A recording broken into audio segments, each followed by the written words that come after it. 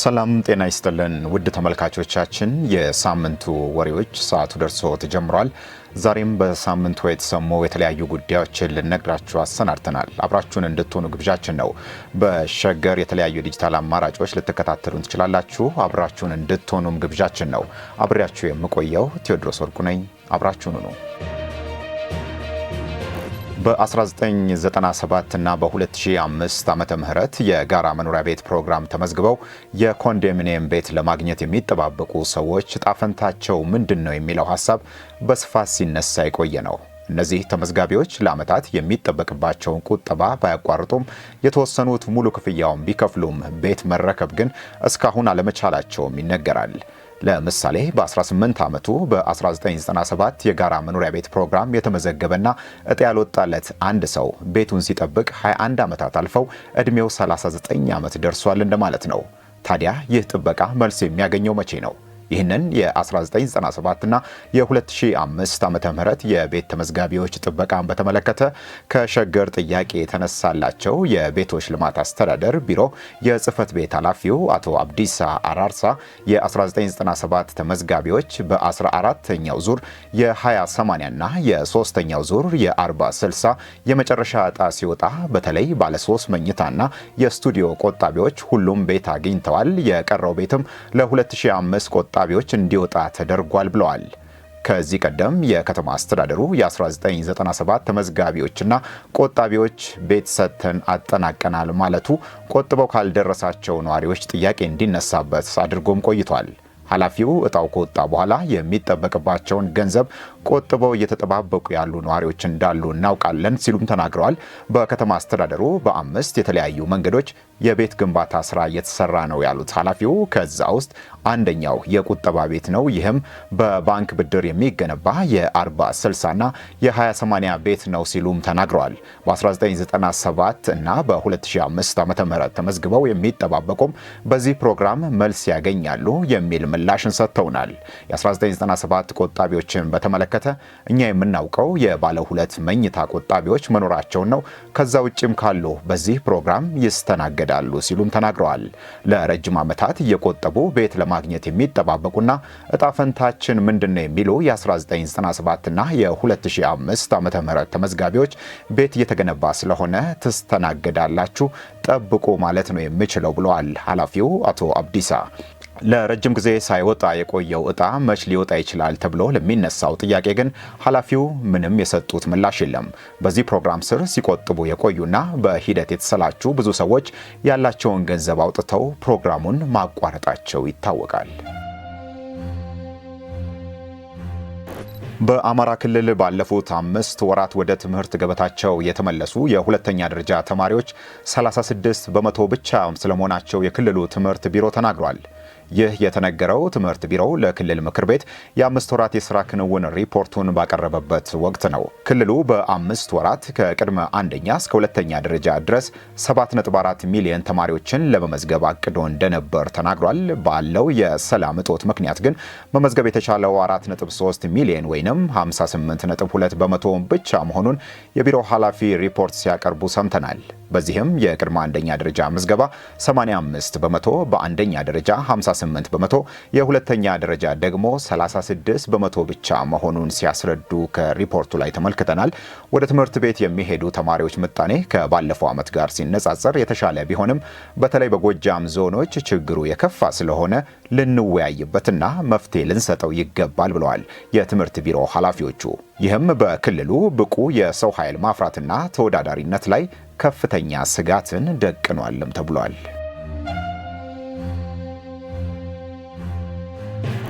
በጋምቤላ ክልል የተቀሰቀሰውና የቀጠለው ግጭት የበርካቶችን ሕይወት እየቀማና ጉዳት እያደረሰ መሆኑን ድንበር የለሹ የሐኪሞች ቡድን በምህፃሩ MSF ባወጣው መግለጫ አሳውቋል። በዚሁ ግጭት ምክንያት ከትናንት በስቲያ ሮብ ብቻ ከ100 በላይ በመሳሪያ የተመቱና የቆሰሉ ሰዎችን መቀበሉን ቡድኑ ተናግሯል። በ7 ቀን ጊዜ ውስጥም ከ150 በላይ ቁስለኞችን ተቀብያለሁ ብሏል ይሄው ቡድን። ድንበር የለሽ የሐኪሞች ቡድኑ ኩሌ ስደተኞች ካምፕ ወደሚገኝ ማዕከሉ ቆስለው የሚመጡ ሰዎች ቁጥር እየጨመረ መምጣቱንም ተናግሯል። በመጀመሪያው 48 ሰዓታት ውስጥ 50 የቆሰሉ ሰዎች መቀበሉንና ከዛ ውስጥ 19ኙ አሳሳቢ ደረጃ ላይ የነበሩ መሆናቸውንም አብራርቷል። የተፈጠረው ግጭት መደበኛ የጤና አገልግሎትን ረብሿል። ችግሩ መፍትሄ ካላገኘም የጉዳት መጠኑ የበለጠ እየተባባሰ መምጣቱ አይቀርም ብሏል በመግለጫው። በጋምቤላ ክልል ግጭቱ ካለፈው ሳምንት ጀምሮ መታየት መጀመሩ የተነገረ ሲሆን ከጸጥታ ጋር የተገናኘ ስጋት ስለመኖሩ ግን መነገር ከጀመረ ሰነባብቷል። እስካሁን በጉዳቱ ስለደረሰው የጉዳት መጠንና ስለሞቱ ሰዎች ቁጥር እንዲሁም ስለ ግጭቱ ሁኔታ ክልሉ ዝርዝር መግለጫን አላወጣም። ከትናንት በስቲያ አንስቶም የጋምቤላ ከተማን ጨምሮ የጸጥታ ችግር በሚታይባቸው የክልሉ አካባቢዎች የሰዓት እላፊ ገደብ ስለመጣሉም ሰምቷል። የክልሉ መንግስት ከምሽቱ 2 ሰዓት እስከ ንጋት 12 ሰዓት ከተፈቀደላቸው አካላት ውጪ መንቀሳቀስ እንደማይቻል በሰዓት እላፊ ገደቡ ላይ ተቀምጧል። ከተፈቀደላቸው የጸጥታ አካላት ውጪ የትኛውም ቦታ የጦር መሳሪያ ይዞ መንቀሳቀስ የተከለከለ መሆኑም ከዚህ ቀደም መነገሩ የሚታወስ ነው። የዜጎች የመደራጀትና የፖለቲካ ፓርቲ የመመስረት ህገ መንግስታዊ መብት እንዲከበር የኢትዮጵያ ብሔራዊ ምርጫ ቦርድ አሳስቧል። በማዕከላዊ ኢትዮጵያ ክልል ይህንን ህገ መንግስታዊ መብት የሚጻረር ተግባር መታየቱን ባወጣው መግለጫ አንስቷል። የኮንቶማ ህዝቦች ዴሞክራሲያዊ ፓርቲ ለመመስረት የሚያስፈልጉ ሁሉንም ህጋዊ ሰነዶች አሟልተው የመስራች ጠቅላላ ጉባኤያቸውን ጥቅምት 30 ቀን 2018 ዓ.ም በማዕከላዊ ኢትዮጵያ ክልል ቡታጅራ ከተማ እንደሚያደርጉ ለቦርዱ ማሳወቃቸውን ተናግሮ ነበር። ቦርዱ ለክልሉ መንግስት አስተዳደር፣ ለክልሉ ፖሊስ ኮሚሽን፣ ለምስራቅ ጉራጌ ዞን አስተዳደር፣ ለቡታጅራ ከተማ አስተዳደር፣ ለማረቆ ልዩ ወረዳ ኮማንድ ፖስትና ለቡታጅራ ከተማ ሰላምና ጸጥታ ጽሕፈት ቤት የጸጥታ ድጋፍ ትብብር እንዲደረግላቸው በደብዳቤ ማሳወቃቸውን ተናግሯል። የቦርዱ ባለሙያዎችም በህጉ መሰረት በቦታው በመገኘት ታዝበው ሪፖርት እንዲያቀርቡ ተመድበው እንደነበርም መግለጫው አብራርቷል። ፓርቲው ይህንን ቢያደርግም የክልሉ የጸጥታ አካላት ጉባኤ መደረግ የማይችልበትን ሁኔታ በጽሁፍ ለቦርዱ ሳያሳውቁ መሳሪያ የታጠቁ የቡታጅራ ከተማ የጸጥታ አካላት ጉባኤው እንዳይካሄድ አድርገዋል ብሏል። ብሔራዊ ምርጫ ቦርድ በወጣው መግለጫ ከተማው በኮማንድ ፖስት ስር ስለሆነ መሰብሰብ አይቻልም በሚል ለስብሰባ የመጡ የፓርቲው መስራች አባላቶችን ከአዳራሽ በማስወጣት በቁጥጥር ስር እንዳዋላቸውም ተናግሯል። የደንጣ ህዝብ ዴሞክራሲያዊ ፓርቲ መስራች ፓርቲን ለመመስረትም የሚያስፈልጉ ሁሉንም ህጋዊ ሰነዶች አሟልተው የመስራች ጠቅላላ ጉባኤ ታህሳስ 12 ቀን 2018 ዓ.ም በማዕከላዊ ኢትዮጵያ ክልል በሀዲያ ዞን ቢጠና ታዳጊ ከተማ እንዲያደርጉ ለቦርዱ ማሳወቃቸውን ተከትሎ ቦርዱ ለክልሉ መንግስት አስተዳደር፣ ለክልሉ ፖሊስ ኮሚሽንና ለሀዲያ ዞን አስተዳደር ለመስራቾቹ የጸጥታ ድጋፍ እንዲደረግላቸው በደብዳቤ አሳውቆ እንደነበርም ይኸው መግለጫ ያስረዳል። የቦርዱ ባለሙያዎችም በቦታው ተገኝተው በመታዘብ ሪፖርት እንዲያቀርቡ ተመድበው ነበርም ተብሏል። መስራቾቹ ተሟልተው ጉባኤው ሊጀመር ሲል የከተማዋ የጸጥታ አካላት ስብሰባውን ማድረግ አይቻልም፣ የጸጥታ ድጋፍ አናደርግላችሁም፣ አደጋ ቢደርስባችሁ ኃላፊነቱን አንወስድም፣ እንዲሁም ስብሰባውን ለመረበሽ የተዘጋጁ አካላት አሉ፣ ቦታውን ለቃችሁ ውጡ በማለት የቦርዱን ታዛቢዎች ከከተማዋ ለቀው እንዲወጡ አድርገዋል ተብሏል። በየደረጃው የሚገኙ የክልሉ የመንግስት አካላት በህገ መንግስቱ መሰረት የመደራጀትና የፖለቲካ ፓርቲ የመመስረት መብትን ማስተጓጎላቸው የፖለቲካ ምህዳሩን የሚያጠብና ኢ ህገ መንግስታዊ ተግባር መሆኑን ማወቅ አለባቸውም ብሏል መግለጫው። የክልሉ የመንግስት አካላት የዜጎች የመደራጀትና የፖለቲካ ፓርቲ የመመስረት ዴሞክራሲያዊ መብት ላይ የሚፈጸሙ የማስተጓጎል ተግባራት ላይ ተገቢውን የእርምት እርምጃ እንዲወስዱም አሳስቧል ብሔራዊ ምርጫ ቦርድ በመግለጫው። በማዕከላዊ ኢትዮጵያ ክልል በጅብ ተበልተው ህይወታቸው የሚያልፍ ሰዎች ቁጥር አሳሳቢ ደረጃ ላይ መድረሱ እየተነገረ ነው። ወደ መኖሪያ ቤት ውስጥ ድንገት በገባ ጅብ የተነከሰች የ3 ዓመት ታዳጊ ህይወቷ ማለፉም ተሰምቷል። በማዕከላዊ ኢትዮጵያ ክልል ከመስከረም እስከ ታህሳስ ወር ባለው ጊዜ ብቻ 11 ሰዎች በጅብ መበላታቸውን ፖሊስ ተናግሯል።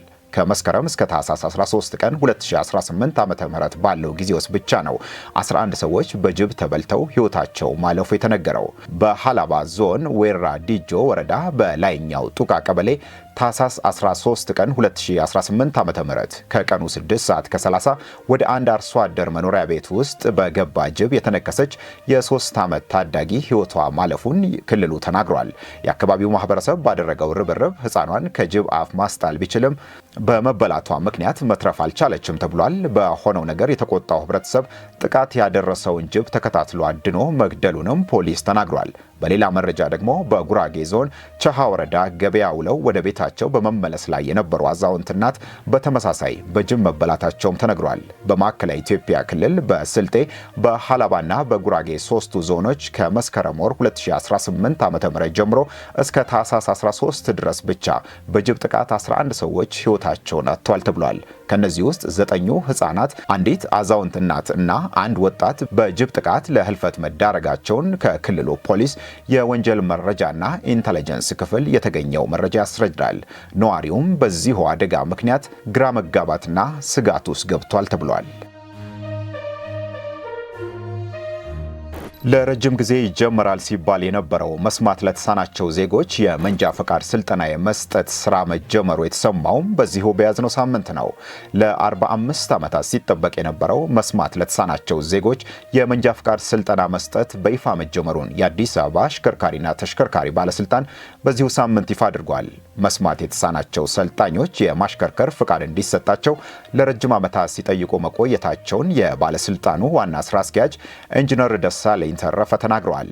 መስማት የተሳናቸው ዜጎች የክህሎትና የስነ ባህሪ ስልጠና በተቀመጠው ስታንዳርድ መሰረት ይሰጣቸዋል ተብሏል። መስማት ለተሳናቸው ዜጎች የመንጃ ፈቃድ ስልጠና እንዲሰጥ ከ5 ዓመት በፊት በፌዴራል ትራንስፖርትና ሎጂስቲክስ ሚኒስቴር በኩል የህግ ማዕቀፍ እንደወጣለት ይታወቃል።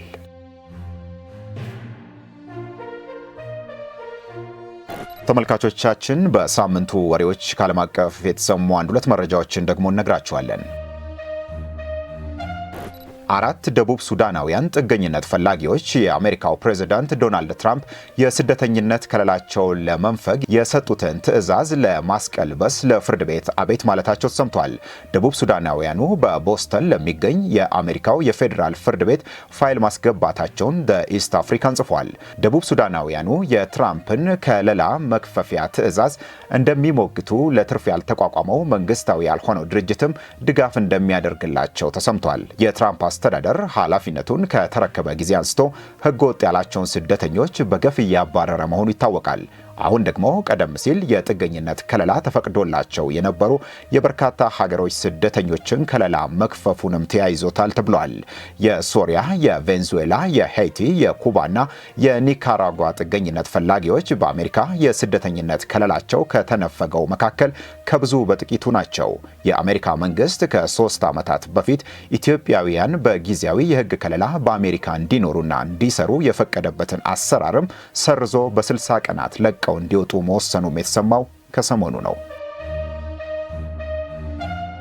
በመጨረሻም የፍልስጤም አስተዳደር ፕሬዝዳንት መሐመድ አባስ የለውጥና የማሻሻያ እቅዳቸውን ማቅረባቸው ተሰምቷል። የፍልስጤማውያኑ ታጣቂ ቡድን ሐማስ ግን የአባስን እቅድ የተናጠል ነው ሲል መቃወሙን ሲጂቲኤን ጽፏል። ሐማስ የመሐመድ አባስን የማሻሻያ ሐሳብ ብሔራዊ መግባባት ያልተደረሰበት ነው ማለቱ ተሰምቷል። ከእስራኤል የጋዛ የ2 ዓመታት የጦር ዘመቻ ማብቃት በኋላ የወደፊቱ ፍልስጤም አስተዳደር ምን መሳይ መሆን አለበት የሚለው ጉዳይ አሁንም እያነጋገረ ነው። ለፍልስጤም ነጻ መንግስትነት እውቅና የሰጡ ሀገሮች ሰፊ ማሻሻያ እንዲደረግ ሲጠይቁም ቆይተዋል። ሐማስ በወደፊቱ የጋዛ አስተዳደር ምንም አይነት ሚና አይኖረውም እየተባለ ነው። ተመልካቾቻችን የዛሬው የሳምንቱ ወሬዎች ተጠናቋል። ስለተከታተላችሁን እናመሰግናለን። ሸገር እንድትከታተሉ ቤተሰብም እንድትሆኑ ግብዣችን ነው። በቴሌግራም፣ በዋትስአፕ፣ በፌስቡክ እና በሌሎችም የዲጂታል አማራጮች ሸገርን ታገኛላችሁ። ቤተሰብ ሁኑ። ሰብስክራይብ በማድረግም አብራችሁን እንድትሆኑ ግብዣችን ነው። ስለነበረን ጊዜ እናመሰግናለን። ሳምንት በሳምንቱ ወሬዎች በሌሎች መሰናዶች እንመለሳለን። ጤና ይስጥልን።